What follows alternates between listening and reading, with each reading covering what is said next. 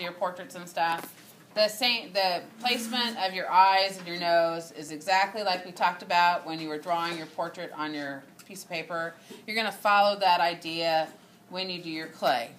The type of clay that we're using today is called white earthenware. It's earthenware because originally clay comes from the ground, usually around bodies of water like rivers and creek beds and that sort of thing. This is called white earthenware, although it's gray right now. It turns white after it's been fired. And we've talked about some different kinds of clay. There's also red earthenware, there's porcelain, there's china, there's stoneware, different things like that. But this type of clay is really easy for beginners or people who haven't had a lot of experience with clay because it's really easy to work with, it's really soft, and I think you'll be very successful with it. When you get your clay, you're going to get a piece of clay about the size of your fist, maybe a little bit bigger. After you get it, you're going to take it back to your desk. And the first step that you use with your clay is called knead. It's K-N-E-A-D. And what that does, it gets the air pockets. If there's any air that's trapped inside the clay body, you want to make sure and work it out. Because if it gets trapped in your clay and your clay gets fired, it could blow up. So this is an important step, not only for you personally, but also for everybody else in the classroom. Because I don't fire these things one at a time. They're fired as a group. So if one blows up and little pieces go flying, it could break other people's things that are around it, just so you know that, okay? So watch carefully while we do this first step.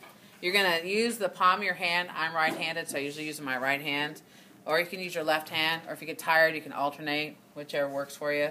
What I'm doing is I'm placing my palm of my hand on top of the clay, and I'm just going to push down just a little bit. And then I'm going to pick it up and turn it to a different side, and I'm going to do that again. I'm going to push it down, pick it up and turn it. Push it down, pick it up and turn it. Push it down, pick it up and turn it. Push it down, pick it up and turn it. Push it down, pick it up and turn it. Push it down, pick it up and turn it. Push it down, pick it up and turn it. Push it down, pick it up and turn it. When you noticed when I did that, I didn't throw it down and slam it on the desk. I also didn't flatten it like a pancake.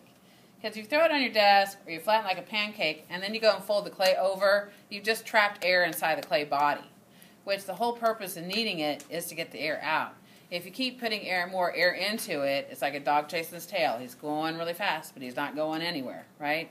So you want to make this so that you can go on to the next step, right? For those of you who have a number, how many times do I need to do this, Mrs. Probst? I think 20 is a nice round number. It doesn't take very long to do 20 times. Again, if you start and you decide to stop or ball it back and try again, I would at least do 20 times, maybe a couple extra ones, just to make sure that you don't have any issues later on. So I'm pushing it down, pick it up and turn it, push it down, pick it up and turn it. And I can do this pretty quickly because I've done it a lot. Those of you who've, like last year, if you've kind of got the hang of it, it goes pretty fast, really. After you've kneaded it your 20 times, then you can either pat it into a ball, so I can pat it back and forth in my hands and turn it, or if you'd rather lay it on your desk and roll it with the palm of your hand, or you can roll it between the palms of your hand. Whatever technique you used, all I need is it to be a ball when you get done. So it looks kind of like a little softball or baseball, right? Many of you probably did pinch pots, like in elementary school, either first grade or third grade. I can't remember when you guys do it. So those of you who've done pinch pots before, make little bowls, right? You start out the same way you did your pinch pots. You have your ball of clay, and then with your thumb, you're going to push down from the top of the clay. You're going to push down into the clay with your thumb, and it'll go to about your knuckle, right? And after you push down, you're not going to go all the way through. You're not drilling a hole to China. You're just going to go halfway through and stop, right? So I'm going to push straight down, about halfway, and then we'll pull my thumb out. So I got a little hole, right? The next thing I'm going to do is I'm going to take my index finger, and I'm going to place it inside the hole, and I'm going to put it up against the palm of my hand. And I'm going to squeeze this. What I'm doing is I'm squeezing this, squeezing my finger towards the palm of my hand. And as I do that, and I release, I'm kind of rotating the clay in my hand. So it kind of starts stretching the clay out so it looks like a little bowl, like a little cereal bowl, right? And as the hole gets bigger, I can add all the fingers in. And after this is kind of stretched out, you kind of have the bowl thing rolling. Then you're going to take your thumbs, because the bottom is going to be pretty thick. You're going to take your thumbs, place it on the bottom of the pot, put your fingertips on the back side of that. I'm going to push my thumbs down towards my fingers. And what that does, it squeezes the clay up the side of the bowl so that the center will be the same thickness as the sides. If it's really thick in the middle and really thin on the sides, it's going to dry differently. And that might cause your clay to crack when you set it out to dry out. So right now, the bottom of that is about 1/4 of an inch thick. That's about where I want it. Now this has gotten thicker up here, so I'm going to go back in my hands. I'm holding my hands like this, and I'm squeezing it and turning it around. So I'm squeezing and turning like I'm kind of driving a little car like the steering wheel, right? And what you're doing is you're kind of opening this up to make your oval for the base of your face. You want this to be the same thickness, or pretty close to it, all the way around as well as in the middle. Then when you look at it, when I set it down, it kind of looks like a little tortoise shell. So far, so good. You have this little oval thing going, just like the other day when I had you draw your little sketches, you drew a little oval. So here's your oval. Then, because the clay is pretty soft, I'm going to take some paper towel. I'm going to kind of wad it up, and it's going to make a little base for it to kind of rest on. So, because as it sits there, because it's so soft, it's going to start flattening out. And you want to keep it kind of round because your face is 3D, right? When we started on our drawings the other day, you had to draw your face and your features of your face, your details of your face. And the first thing that we started with was drawing your eyes. And we drew a little guideline along the center of your oval that you drew for your face. So I've got my little oval started from my clay, and I'm drawing a little line across the center of that. Remember that the oval includes the tip top of your head to the bottom of your chinny chin chin. So you've got to have some space up here to attach your hair.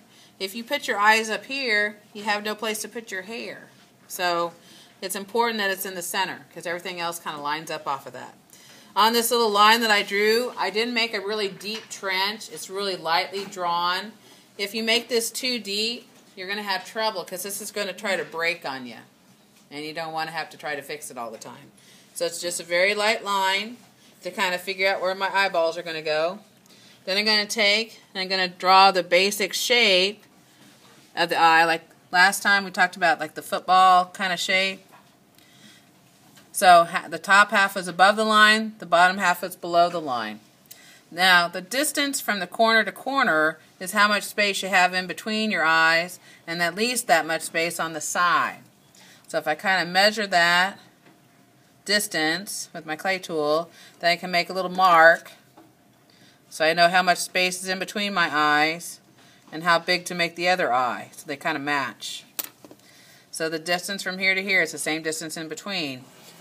As I mentioned the other day, if you get these too close together when you start cutting those out, sometimes the clay rips on you a little bit, and you can have, if those are too close together, it's going to be like a cyclops, right? You're going to have one big hole instead of two. Again, I'm going to go back, kind of sketch out my general shape of my eye. I wouldn't make this really, really big. You can always trim out clay and make the hole bigger later. But if you make the hole too big to start with, there's really no way to fix it, okay? So I'm going to kind of err on the side of caution there. After I drew the line, and those look about the same size, I'm going to go ahead and I'm going to cut these out. A little surgery here.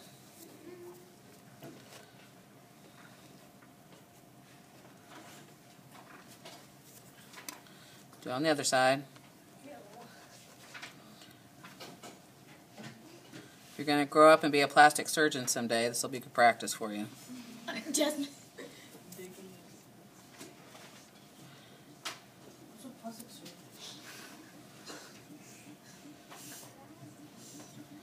Okay, so we got this started. So we have the like little eye holes. So this is going to be like your eyelid, and then on the back side, we're going to make a space to actually put your eyeball on it. So I'm going to take the paper out. Now where these little slits are, I'm going to kind of scoop out a little of this clay to make this a little bit thinner here, because your eyelid, the skin on your eyelid isn't really thick. It's kind of thin, so I'm going to thin this out. And it kind of makes like a little niche, like a little nest for your little eyeball to rest. Not really making the hole bigger, I'm just making this thinner right here.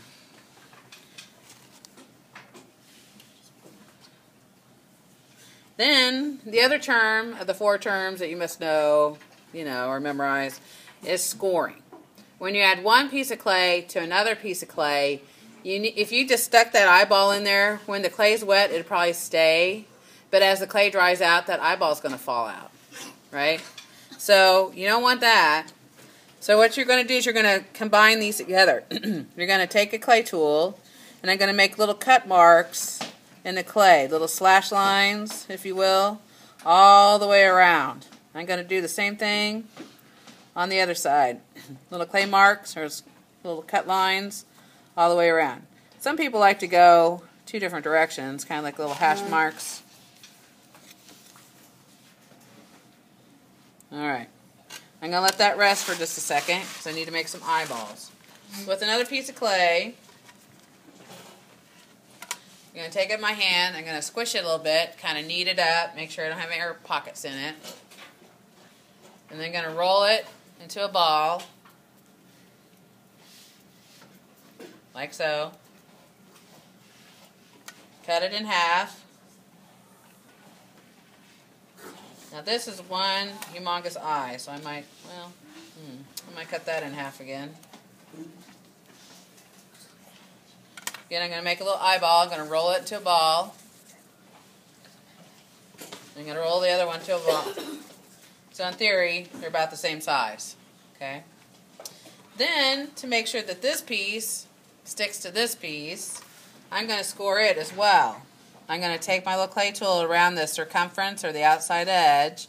I'm going to make these little hash lines, little cut marks in the clay all the way around. I'm going to repeat the same thing with the other eye. Little hash marks all the way around.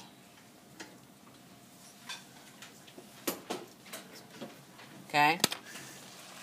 Now flip this back open. I usually put a little water on it to kind of seal the deal. I'm not drowning it and I'm not spraying it out towards my neighbor. I'm just spraying it down towards clay. I take my eyeball. I'm going to lay it right here, and then I'm going to smush the edge of it down on the back side so that as this dries out, your eyeball doesn't pop out. And I'm going to repeat that same thing on this side.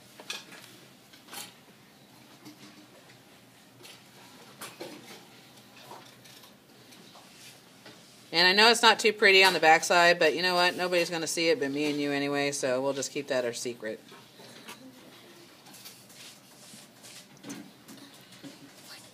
Alright.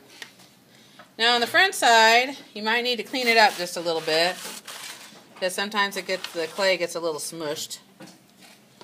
So you might want to kind of clean up the extra clay. But I want to keep the eyeball part still round, so I'm not going to flatten that out. But I am going to trim up the eyelid a little bit so you can see more of the eyeball.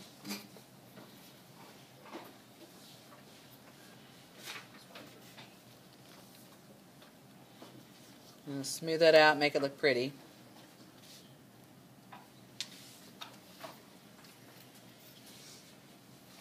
And same thing with the other side. Kind of even them out a little bit.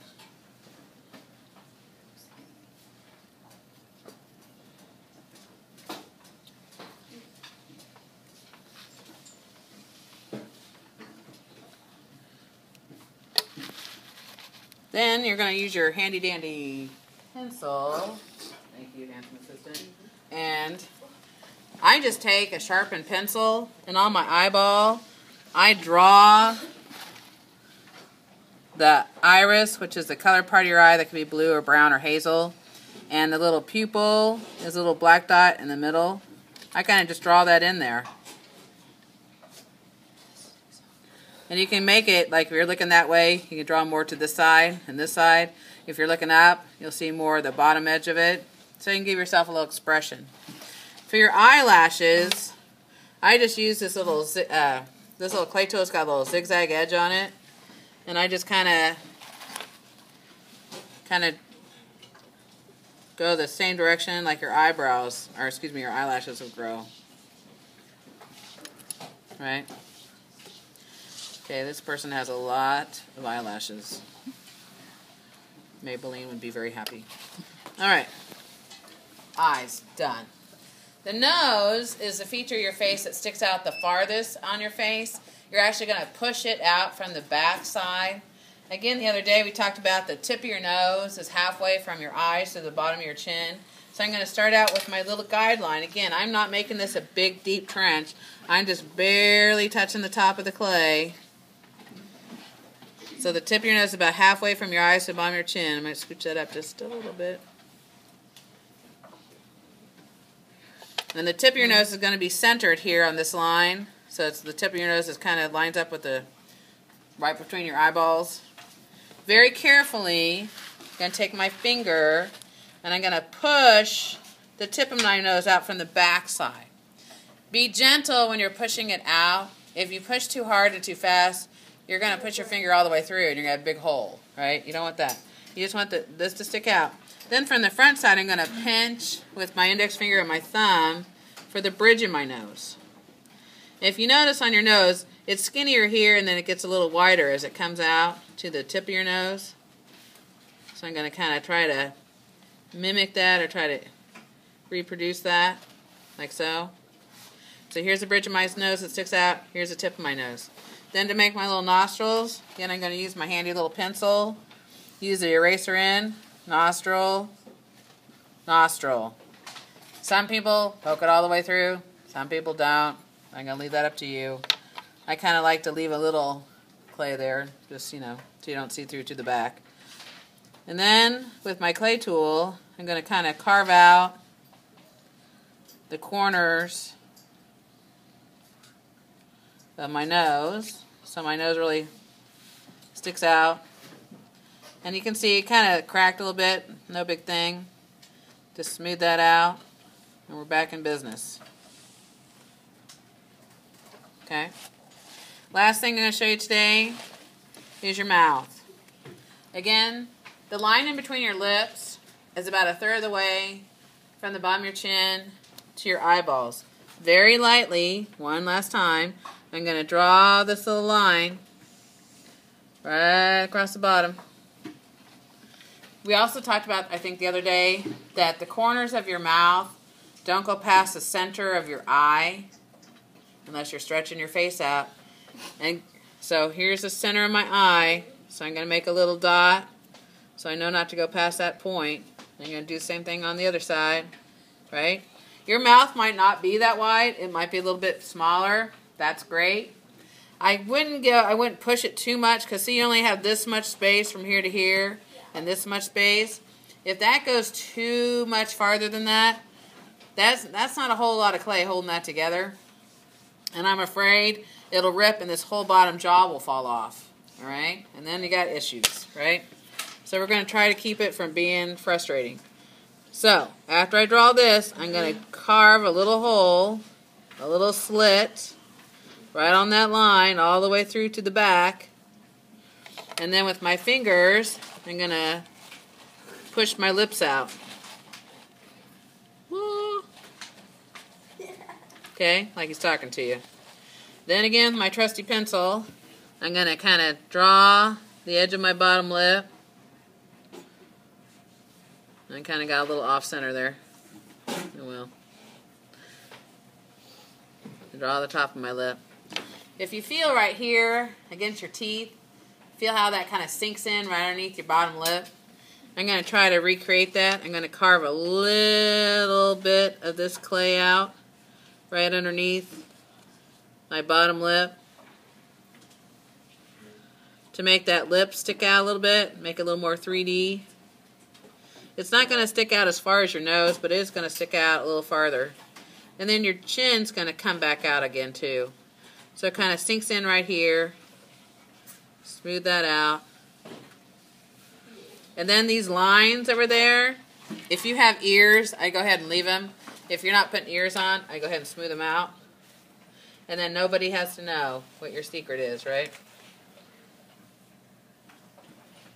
And I'm going to carve a little bit away from the top lip.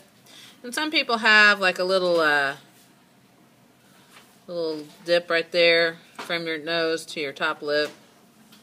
Put that in there. Okay? So that's the first part, the first half. Those of you who have your sketches all drawn, your